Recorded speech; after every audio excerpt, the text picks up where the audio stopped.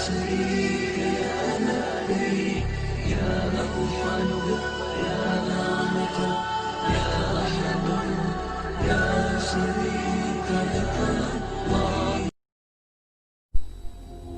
معلق رضی اللہ تعالیٰ عنہ کو چور پڑ گیا، صحابی ہیں، طائف سے آ رہے تھے، راستے میں چور پڑ گیا، کہنے لگے میرا مال لے لے، مجھے کیا کرے گا؟ کہا نہیں تجھے بھی قتل کروں گا، ورنہ تو جا کے عمر کو میری شکایت لگائے گا، میں پکڑا جاؤں گا۔ کہنے لگے پھر 2 رکعت تو پڑھنے دے، آخری نماز کا پڑھ لے، نماز سے کیا ہوتا ہے؟ نماز سے کیا ہوتا ہے؟ نماز پڑھی، 2 نفل پڑھے، یا ودود یا ذا العرش المجید یا فعالا لما یرید، ہائے ہائے ہائے، اللہ کو جو پکارا اور اس نے تلوار اٹھائی کہ یا ارحم الراحمین، یا ایک دفعہ یا ارحم الراحمین، تو ایک دم آواز آئی لا تقتلہ، اسے مت قتل کرو۔ اس نے ادھر دیکھا کوئی ہے، کوئی بھی نہیں، تو اس نے پھر تلوار اٹھائی، انہوں نے کہا یا ارحم الراحمین، پھر ایک آواز آئی لا تقتل، مت مارو، پھر اس نے ادھر دیکھا کوئی نظر نہیں آیا، پھر انہوں نے تلوار اٹھائی کہ یا ارحم الراحمین، تو ایک دم ایک سوار ظاہر ہوا گھوڑے پر، اس کے ہاتھ میں نیزہ تھا، تو اس نے آتے ہی سیدھا اس کے سینے کے پار کیا، وہ چور گرا اور اس کے جسم کو آگ لگی، راکھ بن گئی۔ ابو مالک رضی اللہ تعالیٰ عنہ فرمانے لگے میرے بھائی کون ہو؟ اللہ نے میری مدد کی تیرے ذریعے سے۔ یہ نہیں کہا کہ تو نے میری مدد کی، کہا اللہ نے میری مدد کی تیرے ذریعے سے۔ تو انہوں نے فرمایا ارے میرے دوست، جب تو نے اللہ کو پکارا فَكَانَتْ لِأَبْوَابِ السَّمَاءِ قَعْقَعًا، جب تو نے کہا یا ودود یا ذا العرش المجید، جب تو نے یا ارحم الراحمین کہا تو 7 آسمان کے دروازے لرز اٹھے، کانپ اٹھے۔ جب تم نے دوبارہ پکارا تو آسمان کے فرشتوں میں چیخ و پکار مچ گئی۔ جب تم نے تیسری دفعہ پکارا تو میرے اللہ نے کہا کون ہے میرے بندے کی مدد کے لیے تیار؟ تو میں نے عرض کی یا اللہ میں تیار ہوں، کہ میں 7ویں آسمان کا فرشتہ ہوں۔ جب اس نے پہلی دفعہ تم پہ تلوار اٹھائی تو میں نے 7ویں آسمان سے پکارا لا تقتل، مت مارنا۔ جب اس نے دوسری دفعہ تلوار اٹھائی تو میں پہلے آسمان پہ پہنچ چکا تھا اور میں نے کہا لا تقتل، مت مارنا۔ اور جب اس نے تیسری دفعہ تلوار اٹھائی تو میں تیری مدد کو پہنچ چکا تھا۔ اور جو بھی اللہ کو ایسے پکارے گا اللہ اس کی مدد کو آئے گا۔ ایک آدمی نے دروازے کھلوا لیے، 50 لاکھ آدمی دروازے کیوں نہیں کھل رہے؟ او بھائیو، ایک ہو پکارنے والا، عرش ہل جاتا ہے۔ یہاں 1 کروڑ پکار رہے ہیں،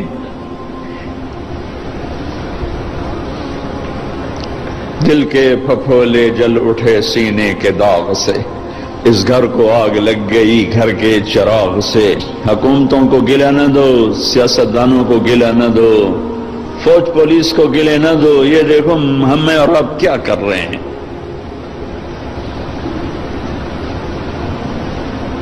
90% پاکستانی نماز نہیں پڑھتے، پاکستانی جھوٹ بولتے ہیں، دھوکہ دیتے ہیں، فراڈ کرتے۔ پہلے ہم نے اپنی عزتوں کو نیلام کیا، پھر غیروں نے منڈیاں لگا لی۔ پہلے ہم نے مسلمان کی عزت کو داغدار کیا، پھر غیر خریدار بن گئے۔ غیروں کو گلہ نہ دو، تو ادھر ادھر کی نہ بات کر، یہ بتا کہ قافلہ کیوں لٹا، مجھے راہزنوں سے گلہ نہیں، تیری راہبری کا سوال ہے۔ جب کبھی امت تھی تو راجہ داہر کے ڈاکوؤں نے ہمارا قافلہ لوٹا۔ ایک لڑکی نے کہا یا للحجاج، حجاج ظالم، کوئی ہماری تاریخ کا اچھا انسان نہیں۔ ہماری تاریخ کا کوئی قابل ذکر انسان نہیں. ظالم یا للحجاج، اے حجاج تو کہاں ہے؟ بصرے کا، عراق کا گورنر تھا. چند لوگ جان بچا کے بھاگ نکلے تھے. وہ پہنچے تو انہوں نے حجاج سے کہا کہ ایک لڑکی نے یوں پکارا تھا. تو وہ کھڑا ہو گیا کہ لبیک یا اختی، لبیک یا اختی، لبیک یا اخت. میری بہن، حجاج حاضر ہے، حجاج حاضر ہے، حجاج حاضر ہے. آپس میں عزتیں محفوظ تھیں، غیروں نے عزت پہ ڈاکہ ڈالا تھا. تو ایک بدماش کھڑا ہو گیا، کوئی تاریخ کا اچھا انسان نہیں ہے، بدماش، بنو امیہ کا چھوڑا ہوا بدماش تھا.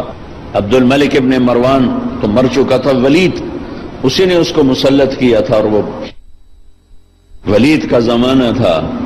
ایک لڑکی کی پکار پر اس نے قسم اٹھائی، نہ چارپائی پہ سوؤں گا، نہ بیوی کے قریب جاؤں گا جب تک اس بچی کے میں آواز کو نہیں پہنچوں گا. یہاں موبائل پہ قتل ہو رہے ہیں، کون قتل کر رہا ہے؟ حکومت کا کیا قصور ہے؟ حکومت کتنے سپاہی کھڑے کرے؟ اللہ کو ساتھی بناؤ، اللہ کو ساتھی بناؤ.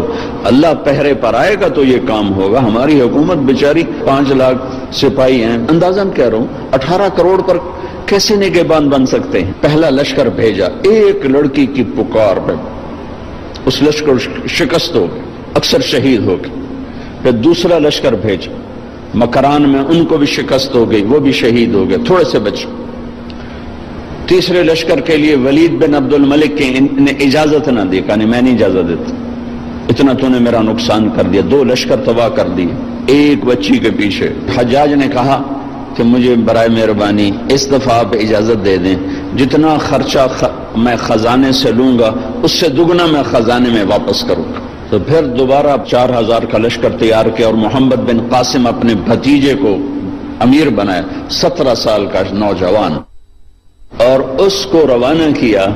اور اللہ نے اس کے ذریعے سے محمد بن قاسم میرے ضلع ملتان تک داخل ہوا. 92 ہجری میں ملتان میں داخل ہوا، اور مکران سے ملتان تک 1 لاکھ انسانوں نے کلمہ پڑھا.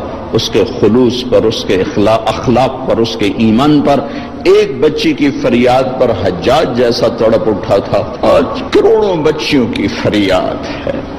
لیکن مصیبت یہ ہے کہ ان کروڑوں کی عزتوں سے کھیلنے والے یہودی نہیں ہیں، مسلمان ہیں.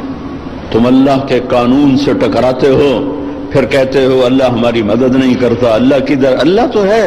نحن اقرب الیہ من حبل الورید، ہم تیری شارک سے زیادہ قریب ہیں، پر تو جاری تو لگا.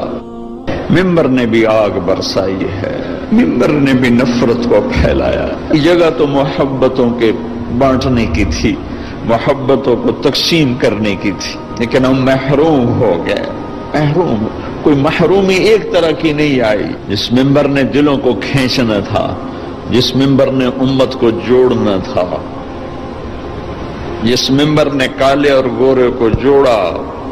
میرے نبی کے آخری جملہ ہے خطبہ عرفات کا، لا ترجعوا بعدی کفارا یضرب بعضکم رقاب بعض. میرے بعد کافر نہ ہو جانا، ایک دوسرے کی گردن کاٹتے پھرنا. اور سننا ولا تسودوا وجہی یوم القیامہ، قیامت کے دن مجھے شرمندہ نہ کرنا اللہ کے ساتھ.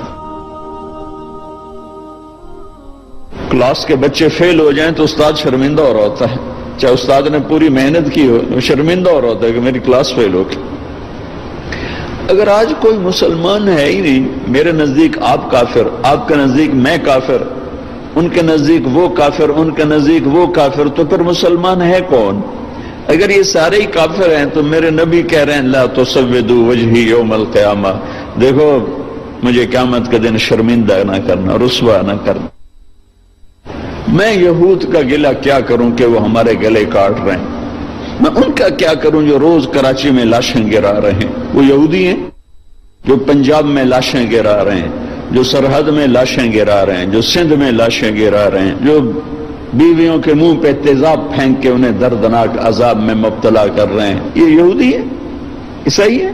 جہیز نہ لانے پر بچی کو جلا رہے ہیں، یہ یہودی ہے؟ بیٹی پیدا ہونے پر اس کے منہ پہ تیزاب. پڑھو اخبار کی خبریں. میرے اپنے علاقے کا واقعہ ہے، خاتون آئی، چہرہ جلا ہوا، دیکھا نہیں جا رہا تھا، بیٹے کا بھی اس کا بھی۔ کیا ہوا؟ کہا یہ میرے مرد میرے اتنے تیزاب سٹ چھڑے۔ مرد ہمارے یہاں خامد کو کہتے، یہ تیزاب ڈالنے والا یہودی تھا۔ پہلے ہماری نسل کو مسلمان نے کاٹا، پھر غیروں نے کاٹا۔ پہلے مسلمان نے مسلمان کو لوٹا، پھر غیروں نے لوٹا۔ پہلے مسلمان نے مسلمان کے گھر جلائے، پھر غیروں نے جلائے۔ پہلے مسلمان نے مسلمان کی عزتوں کو اور پگڑیوں کو اچھالا، پھر غیروں نے اچھالا۔ پہلے مسلمان نے مسلمان کے مال پہ ڈاکے ڈالے، پھر غیروں نے ڈاکے ڈالے۔ پہلے مسلمان نے مسلمانوں کے بچے ذبح کیے، معصوم بچے اٹھا کے ذبح کر کے گلی میں پھینک جاتے ہیں، بوریوں میں بند کر کے پھینک جاتے ہیں۔ یہ اسرائیل کے یہودی ہیں؟ کون ہیں؟ کہاں سے آئے ہیں؟ حرم شریف کے اندر جیبیں کاٹتے ہیں، عیسائی ہیں، سکھ ہیں، سارے شہروں میں عزتیں نیلام ہیں۔ یہ اڈے کون چلا رہا ہے؟ یہ شراب کے اڈے، یہ زنا کے اڈے کون چلا رہا ہے؟ یا ایھا الذین آمنوا انما الخمر والمیسر والازلام والانصاب رجس من عمل الشیطان فاجتنبوه لعلکم تفلحون انما يريد الشیطان ان یوقع بینکم العداوة والبغضاء في الخمر والمیسر ویصدکم عن ذکر اللہ وعن الصلاة فهل انتم منتهون۔ میرا رب تو یوں کہہ رہا ہے کہ اے ایمان والو، شراب اور جوا یہ شیطانی عمل ہے، اس کو چھوڑ دو، اس سے دور چلے جاؤ، کہ جہاں شراب اور جوا ہوگا وہاں عداوت بھی آئے گی، بغض بھی آئے گا، قتل و غارت بھی ہوگا۔ میرے بھائیو